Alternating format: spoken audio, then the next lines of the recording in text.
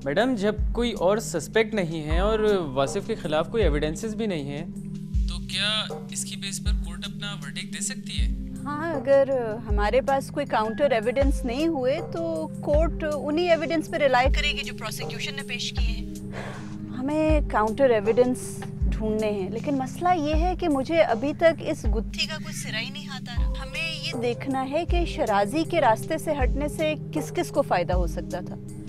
हमें शराजी के सारे एम्प्लॉयज़, दोस्त, अहबाब, सब लोगों की फहरिस्त तैयार करनी चाहिए।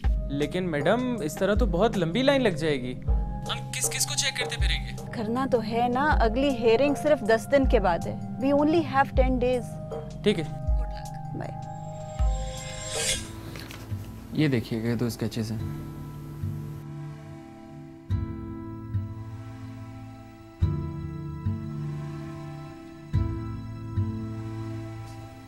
बात यह है कि किसी मशहूर आर्टिस्ट के स्टाइल की कॉपी की जाए तो मैं आपको ये बता दूंगा कि ये जाली है या असली। या किसी मशहूर आर्टिस्ट का काम दिखा दें, उसके दस्तखत ना भी हों, तो मैं आपको ये बता दूंगा कि उस आर्टिस्ट का काम है या उसकी कॉपी की गई है। सही।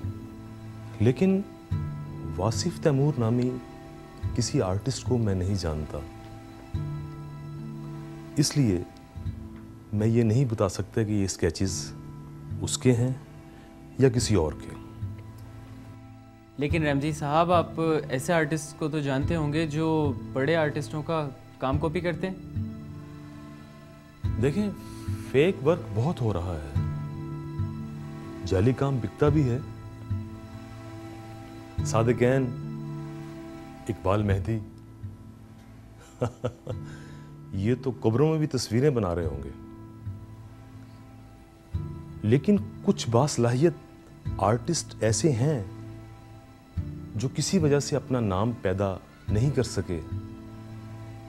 वो थोड़े से पैसों के लिए ऑर्डर पर कुछ भी बना सकते हैं।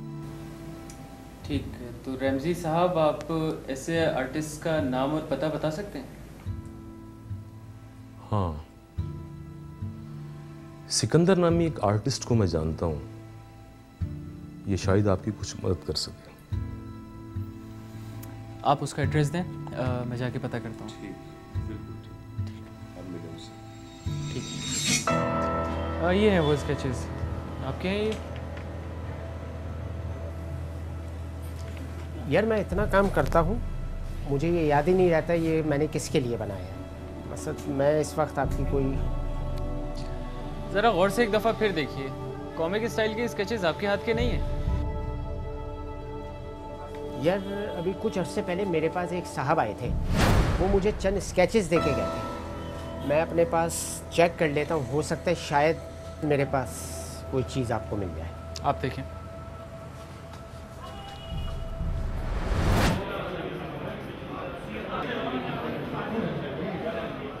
Start case proceeding now. Your honour, अब मैं अदालत में अपने गवाहों को पेश करने की इजाज़त चाहूँगा। इजाज़त है। सबसे पहले मैं शिराजी साहब की साहबजादी मिस ईशल को अदालत में पेश करना चाहूँगा सर। इजाज़त है। जी मिस ईशल, क्या वासिफ तैमूर ने आपके लिए रिश्ता भिजवाया था?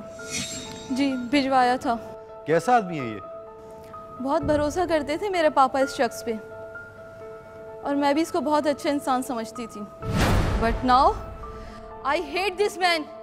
He should be hanged till death. जब शिराजी साहब ने इस रिश्ते से इनकार किया तो क्या आप समझती हैं कि वासिफ तैमूर इंतकामन इतना बड़ा कदम उठा सकता है? ये कुछ भी कर सकता है, इसके अंदर वायलेंस है, दरिंदा है ये। ईशल, आप तो अमेरिका में रहती हैं ना, तो फिर आप वासिफ की पर्सनालिटी के बारे में इतना कुछ कैसे जानती हैं?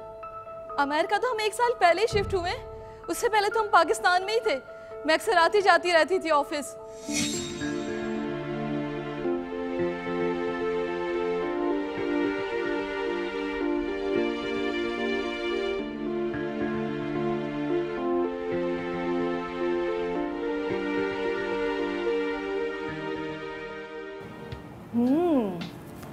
ड्राइंग तो बहुत अच्छी है आपकी,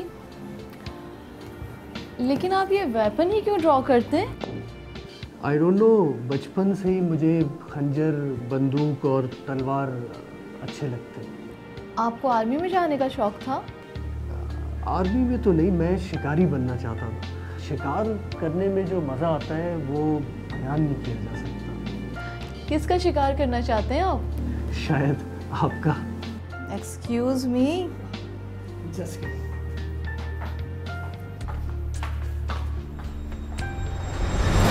जब मेरे पापा ने इसका प्रपोजल रिफ्यूज किया था, मुझे अच्छी तरह से पता है इसने क्या कहा था मेरे पापा के बारे में फोन पे। हेलो। हेलो।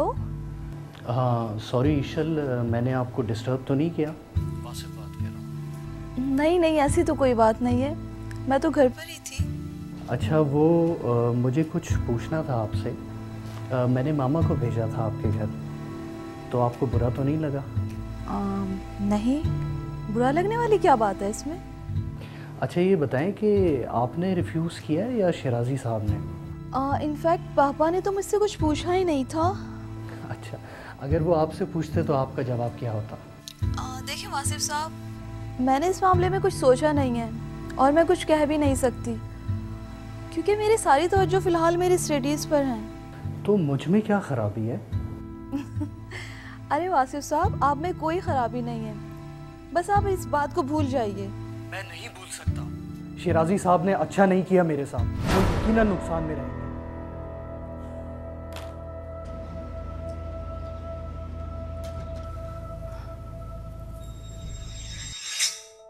झूठी गवाही देने के बारे में पाकिस्तान कोर्ट के सेक्शन 191 और 192 में बयान किया गया है कि हर शख्स कानून के तहत सच बोलने का पाबंद है, लेकिन वो झूठा बयान देता है और वो अपने झूठ से वाकिफ भी है, तो इसका मतलब है कि वो झूठी गवाही का मुर्तकिब हुआ। नीज कोई ऐसा दस्तावेज तैयार करता है जिससे उसका इरादा हो कि झूठी दस्तावेज को किसी अदालती कार्रवाई में बतौर गवाही पेश करे, तो ये अमल झूठी गवाही के ज़िम्न में आएगा। पाकिस्तान पीनल कोड के सेक्शन 193 में झूठी गवाही देने, किसी अदालती कार्रवाई में झूठी गवाही गढ़ने की सजा 7 साल तक कैद और जुर्माना रखी गई है। इसके बाप का तो पता नहीं, मगर इसकी माँ का पूरा बैकग्राउंड मुझे पता चल चुका है। मुझे लगता है कि जज ने अगली पेशी पे वासिफ का हल्फिया बयान लेकर फैसला सुना देना। वो सब छोड़िए मैडम, ये देखें। ठीक है, इसलिए कि मेरे बेटे ने दिन और रात मेहनत करके उनकी इंडस्ट्रीज को एक नंबर 1 कंपनी बना दी। क्या ये बात दुरुस्त नहीं कि वासिफ तैमूर आपको और मिस्टर शिराजी को शक की नज़र से देखता था? जी ये दुरुस्त है, मगर